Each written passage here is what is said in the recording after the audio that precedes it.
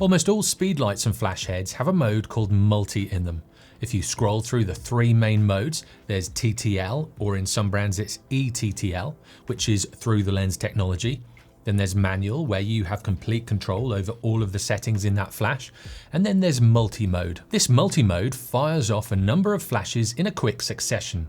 How many and how regularly is up to you. When you go into multi-mode, you have some of the usual settings like zoom and power, but you also have two new numbers. It comes in the form of a number, a dash, another number, and the letters HZ, which stands for Hertz. With these two numbers, the one on the left before the dash relates to how many times you want the flash to fire in total, and the number next to the Hertz means the number of cycles per second. So this is basically how many flashes per second. You're telling the flash how many times you want it to fire and how many of those flashes are going to occur in a 1 second period. So let's say you have it on 5 total flashes at 5 Hertz. This will flash 5 times over 1 second. If you have it on 10 total flashes at 5 Hertz, this will flash 10 times over 2 seconds. If you have it at 20 total flashes at 20 Hertz, this will flash 20 times over a 1 second period. Now you can change these numbers to whatever you want, as long as your flash can cope with it. If you need to work out how many seconds it will take to fire all of them,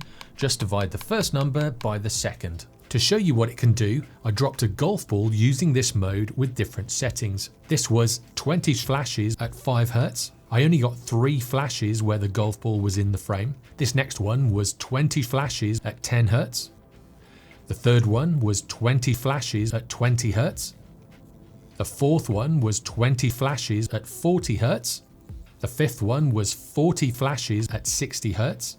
And the last one was 40 flashes at 100 Hertz. With each of these, I had the shutter open for 1 second and used a black background so the flash lit my arm and the ball, but nothing else. To get your flash to fire off the number that you have programmed into this multi-mode, you do need to have your shutter open for long enough for it to fire all of those flashes. So let's say you've set it to fire 20 flashes over 1 second and you set your shutter speed at half a second. In that example, with a couple of my flashes, it would fire off 10 flashes and then that shutter closes. In other systems, it won't work at all, or will just fire off 1 flash.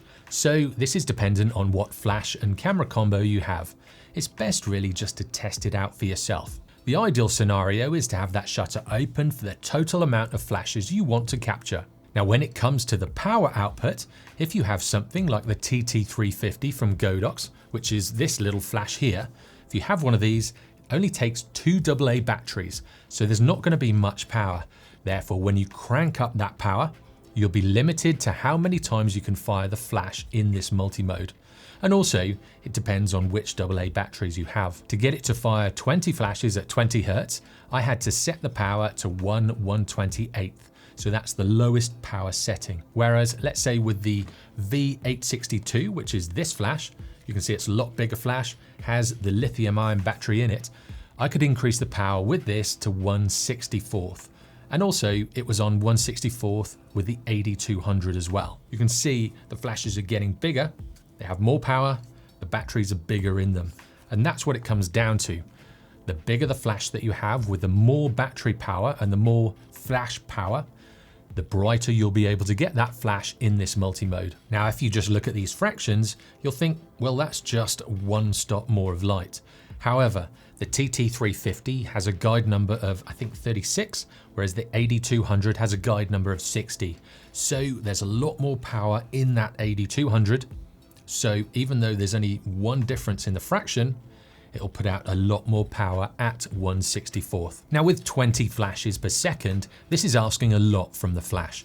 So this is why the power outputs have to be so low. If you were only shooting 5 flashes per second, so 5 Hertz, with the V862, you could increase the power to 1/16th. Therefore, in playing with the numbers, you can work out how many flashes you can fire for a given power output. Now, if I'm losing you with the maths, don't worry too much. Just remember, all you need to know is how many flashes you want, which is that first number, and how many of those you want to fire per second, which is the second number. As for using this flash mode, that's up to you. If you play golf, you could shoot your golf swing, or if you play tennis, a tennis serve. These will be good for analyzing how you move the golf club or racket through the motion of the swing.